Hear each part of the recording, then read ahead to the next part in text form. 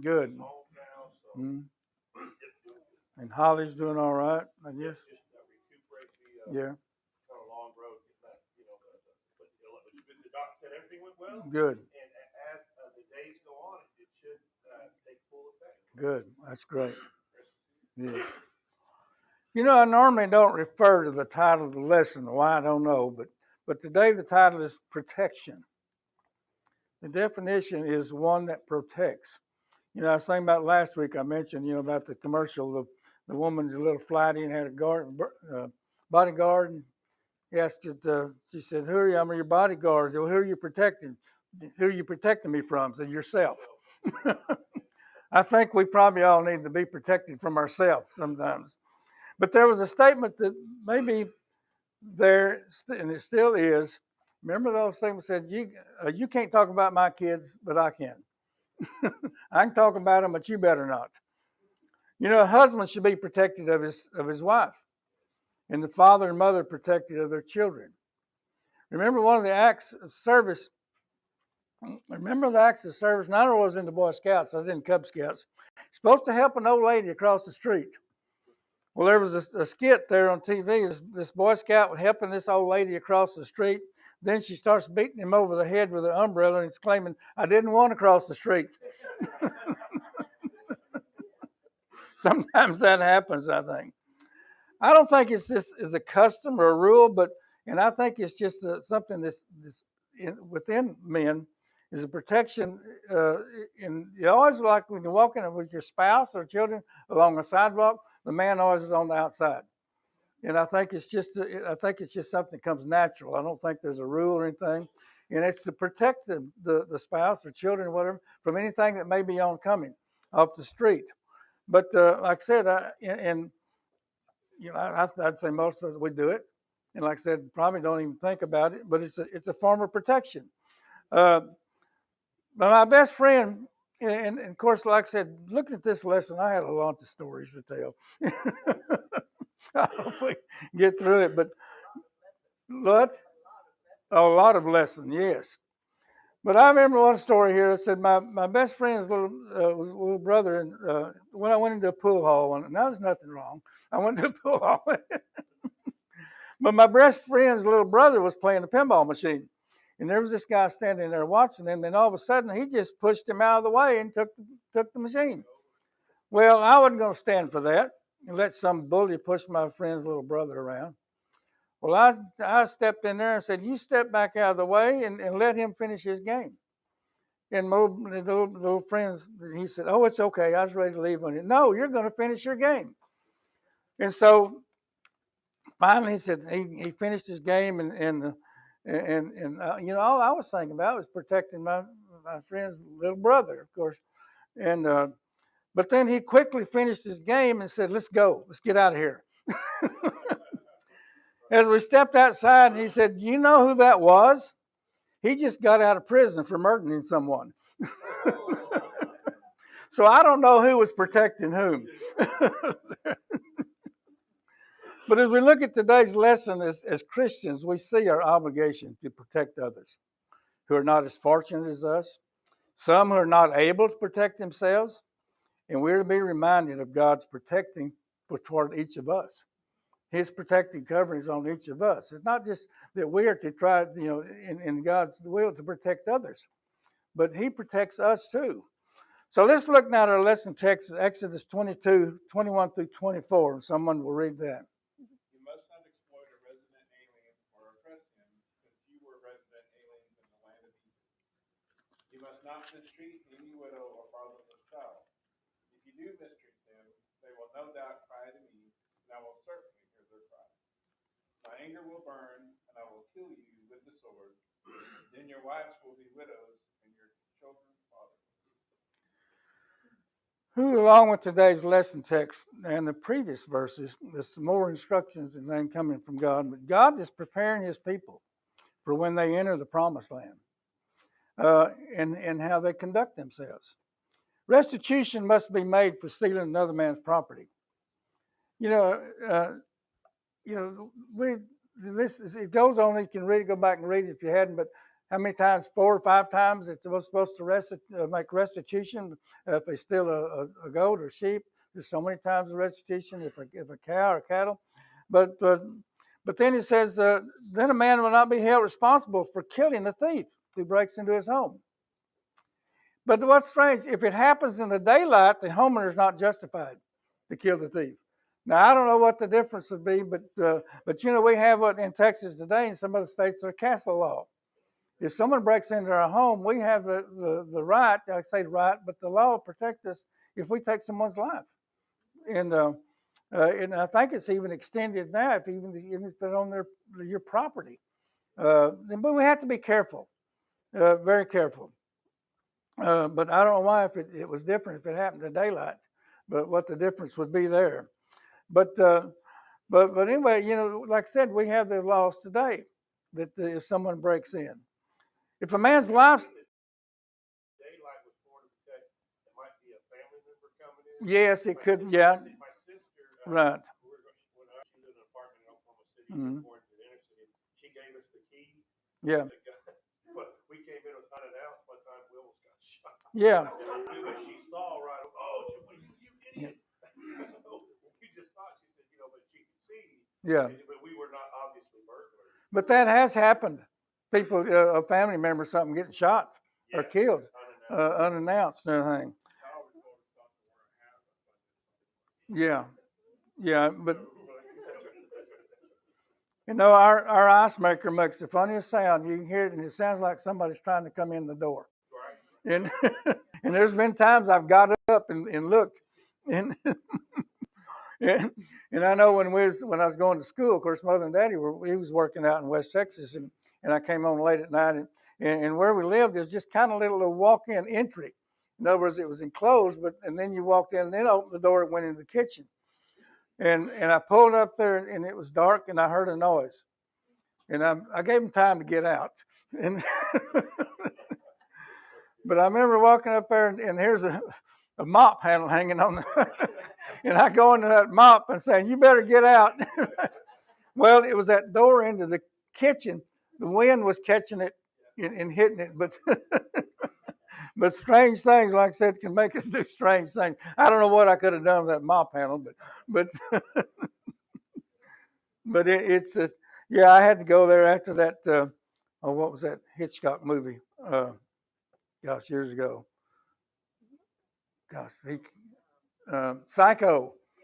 Yeah, I had to go into my dark house after watching that movie. But if a man's livestock got out and destroyed the neighbor's field, restitution was to be made. I don't think that's happened very often. We've had people that, in fact, I had a neighbor said another neighbor's cows got out and said he was on his oat patch. Well, if you can just pin them for me and wait till I'm out of town and wait till I get back, he said, well, they're destroying my crop.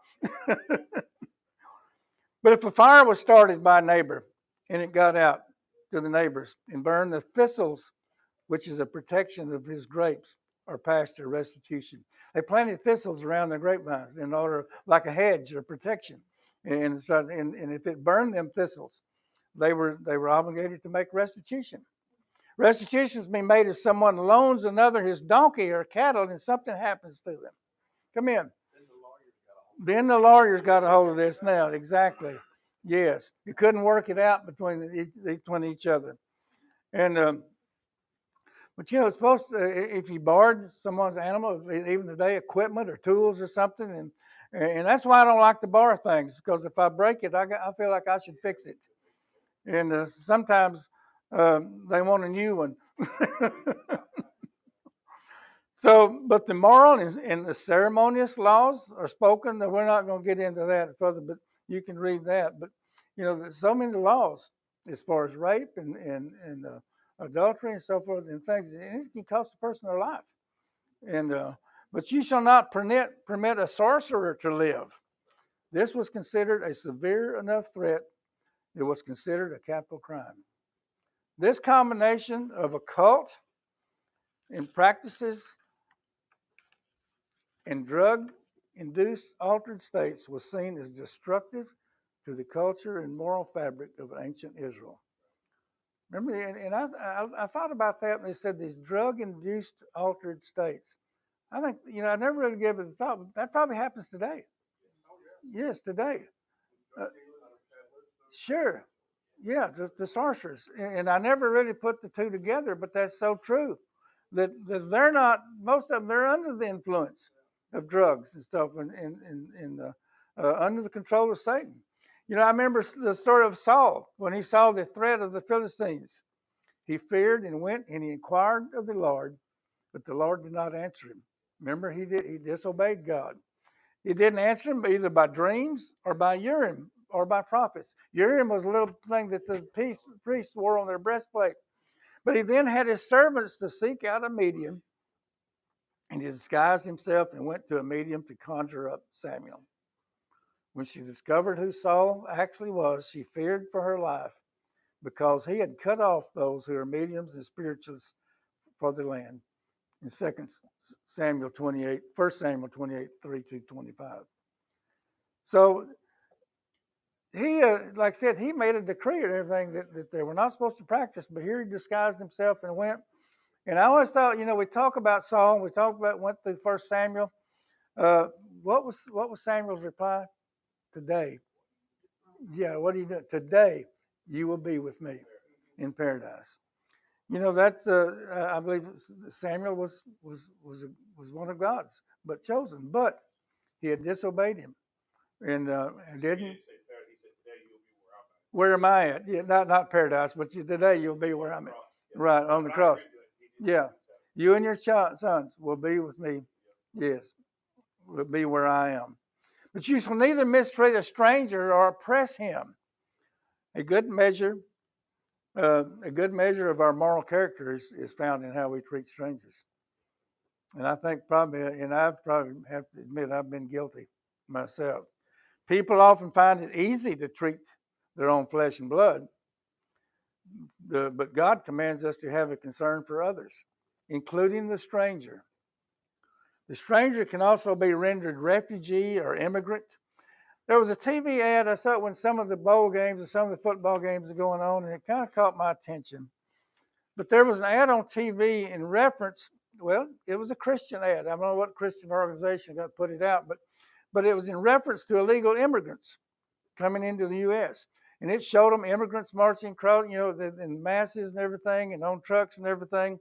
But at the end, it pointed out Jesus, Mary, Joseph, Mary, and Jesus were also immigrants. Well, that's to me trying to put it on a guilt trip. Because they fled to Egypt.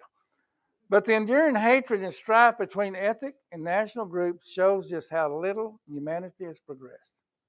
Really, we still got a long ways to go. And it's fair to examine how accommodating we are to strangers among us. I read a deal, and it's supposed to be a true story. This stranger would come to the door and was in need. And the lady brought him in and fed him and everything. Then she couldn't get rid of him. They say if you stay so long or you get mail, you can't kick them out, the victim. They're considered a resident of that home. So we still have to be careful, I think. But is it fair to examine how accommodating we are to strangers among us? If we stay in our own safe group, enjoy all the blessings, and fail to be outreaching and outlooking as a blessing to others, we mistreat a stranger. And like I said, in today's time, we have to be careful. We say, like I said, just open your house up to whoever. I know there's one time, and I had, what if I'd have thought, when I was working in West Texas, I was staying in my travel trailer. Well, here I step outside to go to work. Well, here's this illegal standing there. Of course, we couldn't, and I'm pointing right down this La Migra, that means the Border Patrol is right down there trying to scare him. And he just, yeah. But I got to thinking later, he was hungry. If I'd have just fixed him a sandwich or something, gave him, he probably would have gone on. Never know. Yeah. But I know people, you don't know. But I know years ago, the local said that there's time they never locked their house. And there may be an illegal a stranger come in there and maybe fix them a sandwich or something and put some money on the table. And they never locked their cars, left their keys in the car, but you can't do it now. So we asked the question, who is a stranger? How do we treat a person who's walked into our church? Are we a little skeptic, which probably we are? What do we first thought in my thought, well, what do they want? Do we shun them or do we make them feel welcome? That's a question I think we all have to deal with. What? Sure. We have to have discernment too, that God give us discernment. We've had some that come, they needed and got word, well, this person, they had their electricity is going to be cut off. So we helped them cut the electricity off. Well, the next Sunday, here they were again, needing this. And I tell you what I really have a problem with, when there's a woman standing out there, a lady, and needing help, and her husband's sitting in the car. Yeah, yeah, and what? Oh yeah, yeah, yeah, yeah, yeah, yeah, and it's kind of like he's putting her up to come with a handout. Yeah, right. Yeah, and it is, but we have to ask for discernment, and there's some that are really in need. And I think of the scripture too. If a stranger comes, remember, be careful how you welcome strangers. There may be angels unaware. Yes, yes. Mm-hmm. Exactly. Yes, and that's so true. And we'll see that even later on in the script, but that's a good point. But the governments have the right and responsibility to control borders and immigration. Yet there is no doubt of the individual's responsibility to neither mistreat a stranger or oppress him. The government has the right and the ability and should protect our borders. That's one of the why we have borders, for one thing, to protect us from strangers, terrorists, and so forth. But we don't need that. Didn't give us the right to oppress them either. And I thought there's another story. Here several years ago, I was reading in the Baptist Standard. It was a church in Austin has a deacon who is illegal. Now that's that's going a little far. Yes. Yeah. I mean, and yeah, and that, and it's just, and we talk about the what's it called, the ones that children that were born over here from their legal parents, DACA, isn't it? But no, they're not naturalized. They're not citizens, but they've been here for maybe 20, 30 years. Why didn't they try to get a citizenship? I mean, that's my question. I mean, and it's go through the process. But anyway, that's I can get off my. Hmm? Well, yeah, and you went through the process, Rose, of getting your citizenship, and why should they be put in the front of the line? And to me, it's not right. Or yeah, yeah, it takes time. Yeah, yeah, it takes time, and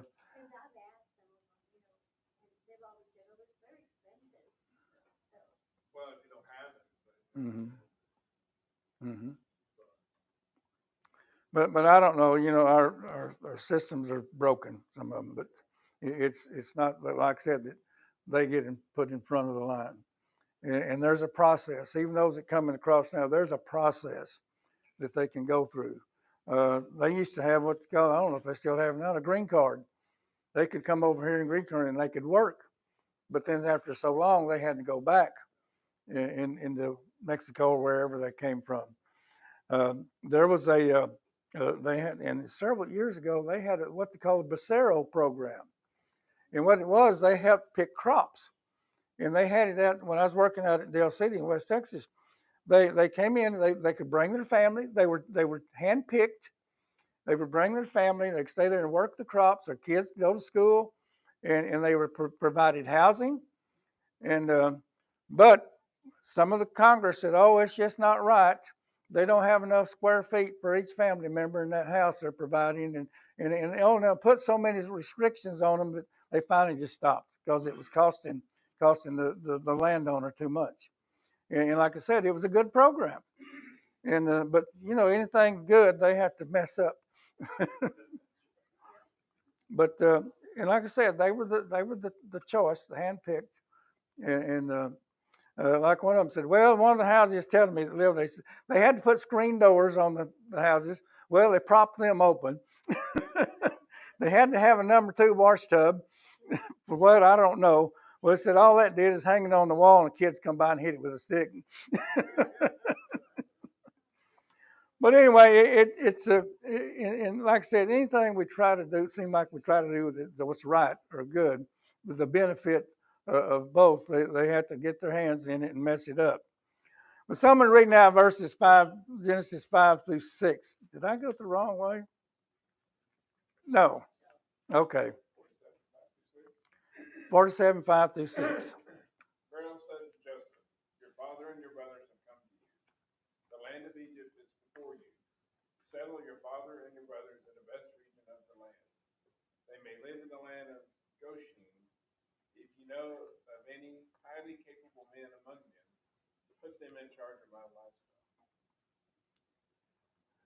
I think I gave you the wrong. Is that the next? Oh yeah, I'm looking at the wrong. Yeah, I was. Yeah, I'm okay. I think. But someone read now. Okay, where are we at? I'm lost.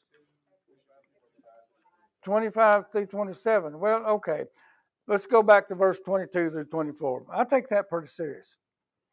It said the widow and the fatherless child were the weakest and most vulnerable members of society. In an unrestrained survival of the fittest society, they would be the first to suffer abuse and destruction. God here commanded that at the very least they are not to be afflicted. In biblical times, they were not government programs such as welfare, Medicare, food stamps, all that, Medicaid, to help care for widows and orphans. We have facilities just like at Round Rock that would take care of the orphans or ones that parents that they don't want them. But here God is not talking about the government's responsibility. And I think that means a lot there. Well, let the government take care of that. And we're guilty of saying that. So why isn't the government doing this and that? But I have stated and I've said this, and it's probably maybe a big stretch, but I've stated that if every Christian tithed and gave, there would be no need for government programs. There would be an abundance of money for these programs, which I think God intended for the church to take care of and administer. I don't believe it's ever God's intention for the government to take care of these programs. What about the ones who can't defend themselves? The ones mentally and physically handicapped that need someone to stand up for them. And I don't know what's happened. I watch that Gutfeld late at night, but I turn it off because it starts to get a little too vulgar. But somebody must have got onto them because they've said we can't use the word retarded anymore. And because they were real free with using that word, calling somebody a retard. And I know they made a comment the other night, said we can't use that word anymore. Yes. Yeah, special needs, mentally challenged. But I think it's how the word is loosely used in a derogatory way. It's like using like a slang or calling someone they don't care for as a retard, someone we don't like, and it just yeah. But I can remember, of course, some of you remember Aaron, our son. He was mentally and physically challenged. And I tell you what, especially when they were young in school, nobody better say retard around my children in school. But the thing is, with people like him and others, they cannot defend themselves, and it's left up to us to defend them. and they can't make a stand up. And like I said, but what's really scary is the people should be. God says His wrath will come down on those who oppress these. That's serious business. God's wrath will oppress those who come down on these. Yes, I know what you said. The B word, yeah. Mhm. No, sure. Yeah, it is, and it is, and some, I guess I can't use the word, progressed, I guess, or grown out of some of these words we used to use, and I can remember, and I'm ashamed to say, we had some when I went to school with the girl. She had cooties, and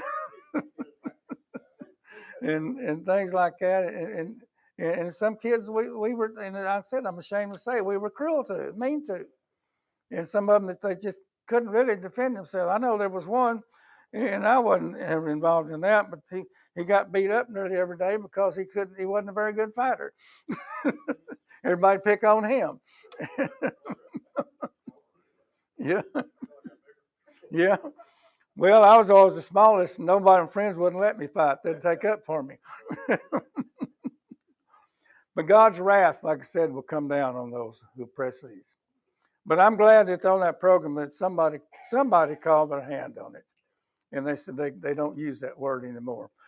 But they've had to bleep words and so. But like I said, sometimes I finally I got to cut it off. I can't. And but what's strange to me, that gut feel, there's not a bigger supporter of anti-abortion. I was shocked when he come out with a monologue how he was against abortion, and I was shocked and pleased that he took such a stand. But someone read now. Now here we go. Exodus 22 through 27.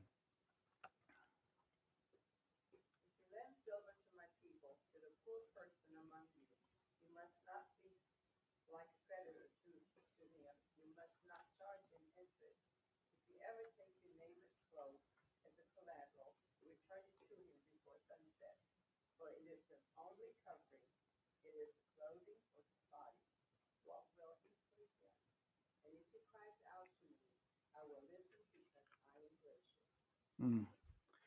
I've heard said, or maybe you said it too, don't loan kinfolks money. Just give it to them. Or if you want to get rid of someone, loan them money. They'll become scarce. If you loaned another money, says my people, the poor among you, do not charge interest as creditors do. Some would or could impose unfair practices, and I'm sure it went on too. I think about wasn't loaning money, but what about the tax collectors? How they overcharged. We use credit cards. Or I thought, boy, I'm blessed. Luella can't stand credit cards. I thought, I'm blessed to have a woman. But we use credit cards, but we pay it off the balance every month. What? That's the way to go. If someone only paid the minimum charge, they'd never pay it off. And I've heard people got family members may have $20,000 or $30,000 charges on there. They'll never pay it off. After Luella's dad retired from the Army, he worked for his former employer. He was a colonel who managed a signature loan company. I don't know if they still have them or not. That signature loan, back then, it's $10, $20 loans. You just go in and get a loan, sign your name. But I think the interest rate was the maximum the state would allow. It's a monthly. I think they believe they could charge up to 36%. Of course, it was like a monthly. That was per month, and so I always joked with him, told him he was a loan shark, and but that's true. I mean, they took advantage of poor GI, trying to make it from payday. And back then, what? They're going to blow it anyway. Yeah. In fact, I don't think he can do it now, but he could stand in the pay line and collect their money when they've got paid. I don't know if they got paid in cash or whatever, but anyway, he could collect. I don't think they'd allow that now or didn't. But it's all electronic now, yes. But he wasn't ashamed to hit people up. Payday activities, that was it. Yeah, Absolutely. yeah, yeah. And it was interesting, even to the point, kind of comical. Uh, that song was it Avenue D, where the women of the night, they he even loaned some of them money. He never met a stranger. He even knew some of them by their first name, Ladies of the evening, wasn't it? That what they called them. But some in biblical times and some today that loaned money held it over their heads and loaned money that they loaned money to. Some people like, there's go so and so down the street. He owes me such and such dollars, and he owes me money. And we've heard that or seen that. But they may have gone too far as public humiliation of the one who owed them money. In today's finance institution, they require collateral. When you buy a home or house, the home or the house is put up for collateral. The car is bought on credit. The car is put up on collateral. Several years ago, I was still living in Dublin, and I was fixing to be working out of town for a good while, and I was going to buy a travel trailer. Well, I went to my local bank where we had an account where we'd use, and I asked him about getting a loan to buy that trailer. Well, what are you going to put up for collateral? I figured the travel trailer. No, if you got some furniture or stuff like that you can put up. I said, you're wasting my time and yours both. And the thing is, like I said, but I went to the bank here in Lampasas where I'd banked before, borrowed the money, no problem. And so you never know. But in Israel, an item could be repossessed or forfeited if the payment was not made. What's that program you used to have on TV that repo them trucks and cars? Yeah, Repo Man. Yeah. I'd be afraid I'd get shot. That's very dangerous, yes. But the law forbids taking an item essential to life or health, such as a millstone. Deuteronomy 24:6. No man shall take the nether or the upper millstone to pledge, for he taketh a man's life to pledge. In other words, that's the way they made their living, was that millstone to grind grain and stuff. And you took that, if you take their living away from them, how are you going to pay them back? Yeah. So then the ox, Job 24:3. Yeah, Job. 24 verse 3. They drive away the donkey of the fatherless. They take the widow's ox as a pledge. In other words, another way of making a living. I mean, that's in the, huh? Yes, exactly. And this is what some of them did then. And I think even happens some today. You become their slave. Some of them well, you got to work it off. And you'd never, even like now, these well, what do you call it? Gosh. Well, they had the devil's prison Mm-hmm. through Europe, and even when we Yes. designed our Constitution, Yes. they made that illegal. Yes. You can't go to prison for being dead. Yes. Yes. What about these women and stuff that are in children even brought into prostitution and stuff? They say, well, you can work, they owe them money, and you can work it off. And well, when you get that, well, you owe some more now, and it's just on and on and on. They never repay that debt, and it's a shame. But again, in other words, you can't take their cloak. That's how they keep warm, or how they. But again, God emphasizes solidarity with the less fortunate. If His people chose to oppress the needy, He would come to the defense of helpless individuals. That's another, I think, a stark warning. Taking advantage of the needy. There's going to be a time to pay. They're going to have to stand before the great white throne, I think, and give account. But the Hebrew word for translated gracious, shanim, Channum, is used in the Old Testament to describe the essential characteristic of God's nature. God is gracious to those who are in need. He will be gracious. God's grace. And like I said, better be careful. Better be careful how we treat those that's less fortunate than us. Jeremiah, you read Jeremiah, Mm-hmm. Yeah. Well, they took them away. Yeah. That's what God was talking about. They Sure. were producing people in that nature. Mm-hmm. And they were so poverty stricken because people were just stealing their stuff. Yes. You had Yes. to put them in slavery because you were in debt to them. Mm-hmm. They were making profit off of it. Sure. Yes. So God said, no, no. And that's one of the reasons why he took them into captivity. Yeah. That was anger. Mm-hmm. Yes.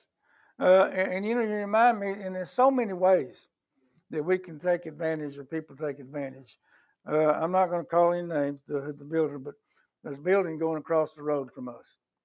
And it's pitiful how they're throwing them houses up and really and taking advantage of the people who purchase them. I've said probably in the next 5 or 6 years, they won't be able to shut a door, won't be able to open or close a window because they're so shoddily built. Just getting them on the market, and another thing, getting them on the tax rolls. Where's the city? Where's the city inspector inspecting these homes? I mean, it just really, I feel sorry for them, the people that buy these homes. Yeah, well, I mean, some of the concrete, yeah, it's a shame. Yeah, and you know, I was telling, well, of course, we got a call from Flo, and Larry said that he'd seen the ambulance and fire truck and everything here a while back at my cousin's house. So I thought I'd drive by. I drove by. Of course, there was nothing there, and all the cars were there, so I didn't. But there's an addition.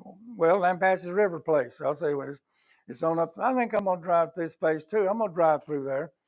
Well, they had a house framed out, and I noticed the ceiling joists and the rafters were 2x6s.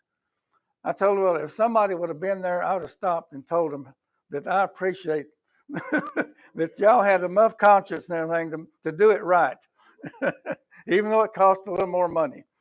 And yeah, I know when we had our garage enclosed, our contractor we got, he crawled up and stuck his head in the attic, and he said, "This is a well-built house."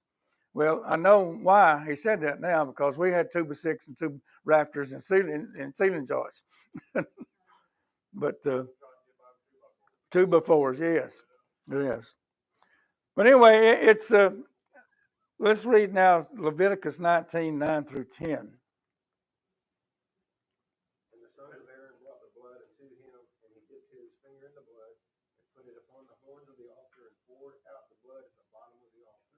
But the fat and the kidneys and the caul above the liver of the sin offering, he burned upon the altar, as the Lord commanded Moses. Leviticus 19:10, 9 through 10. I'm sorry. It was okay. It didn't sound familiar. What? No. Leviticus.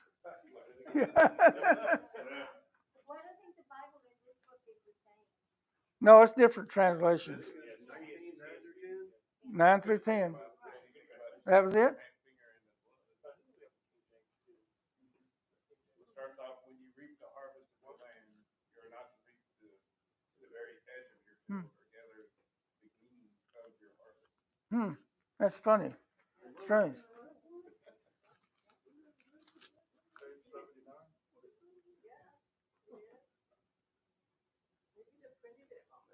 It may be because that Leviticus 19. Let me get there. Yeah. What's the other one read? Leviticus 19. Was it 9 and 10? Now, when you reap the harvest of your land, you shall not reap to the very corners of your field, nor shall you gather the gleaning of the harvest, nor shall you glean your vineyard, nor shall you gather the fallen fruit of your vineyard. You shall leave them for the needy and the stranger. I am the Lord. That's probably a misprint. Yeah. Yeah. What do we say? That's not what my Bible says.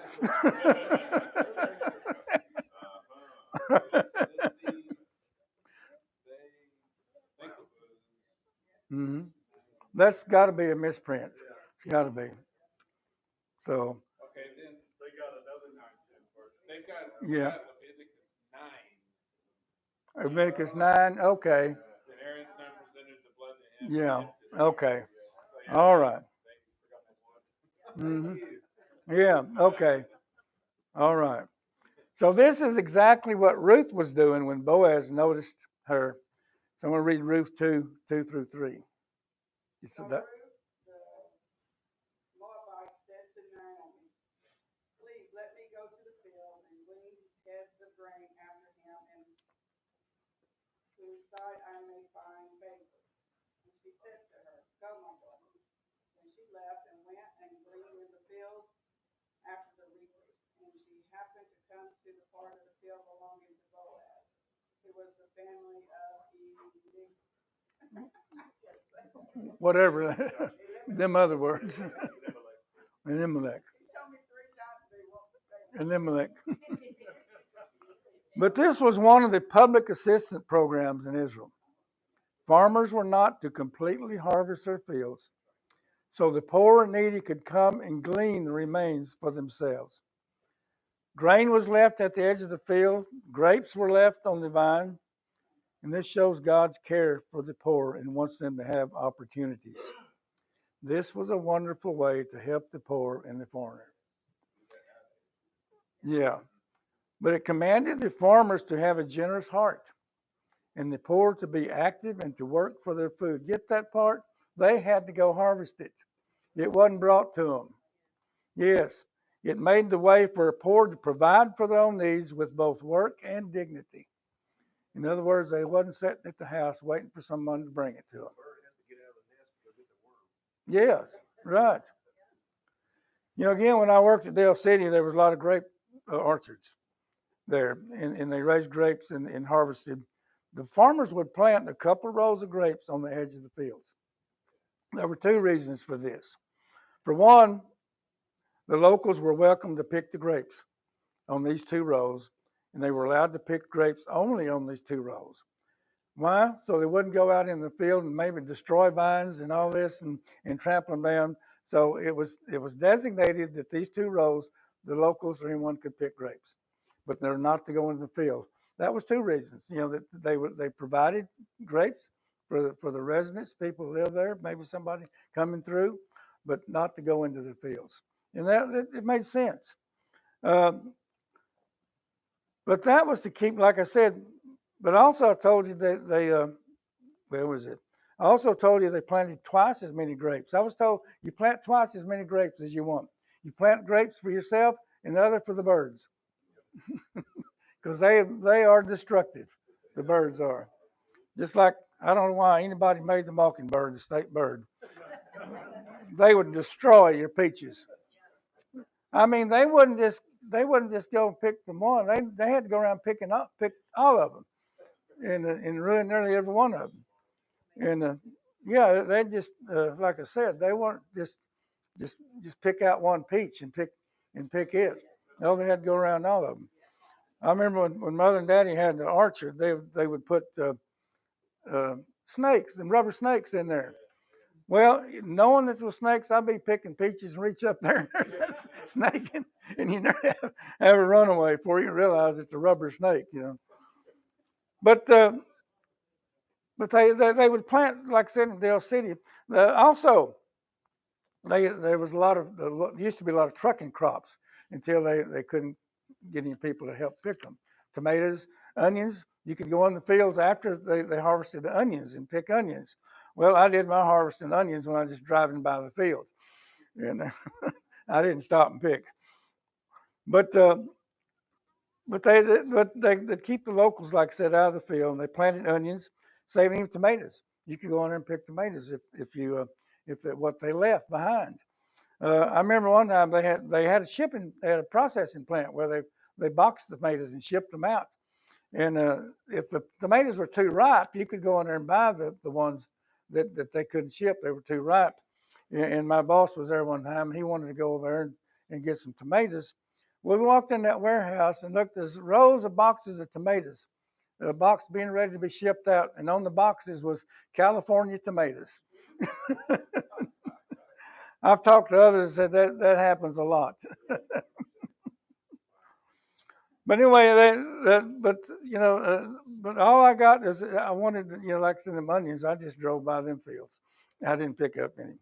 But I've been reminded of a lot of stories here while preparing this lesson, so I guess I better move on. But this was a wonderful way to help the poor and the foreigner, is to have them allowed to come glean, pick what's been picked or picked over, and then they can go in there. And like I said, but they had to go get it. You know, it commanded the farmers to have a generous heart, and the poor to be active to work for their food. Okay. Gosh, I'm not in through. Can't show me his watch. Quickly. I remember several years ago, Mother and Daddy always had a big garden and an orchard, and the family could come out and pick what they needed. Well, one year, Mother told me to ask my coworkers if they'd like some beans. Well, I asked them. I said, "Sure." I told them that would y'all like to have some beans? Yeah, sure, would like to have some. Well, you have to go pick them. Well, and not a one came and picked beans.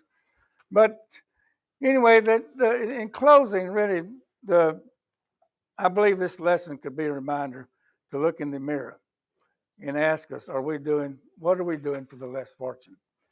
As we should, was ours, these commands of ours too. It was not only meant for the Israelites, that we're to take them to heart today. Any comments, real quick? Okay. Butch, would you close for us, please? Heavenly Father, we thank you, Lord, for this day and this time to study a portion of your word, Father. And I pray, Father, that we'll take it to our heart. Father, as we go into our service this morning, we hold our pastor up before you and ask you to give him the words pleasing to you. And if there's one here today that doesn't know your son, I pray, Father, that they'll take this opportunity to accept him as their Savior. Watch over and protect us. In Jesus' name I pray.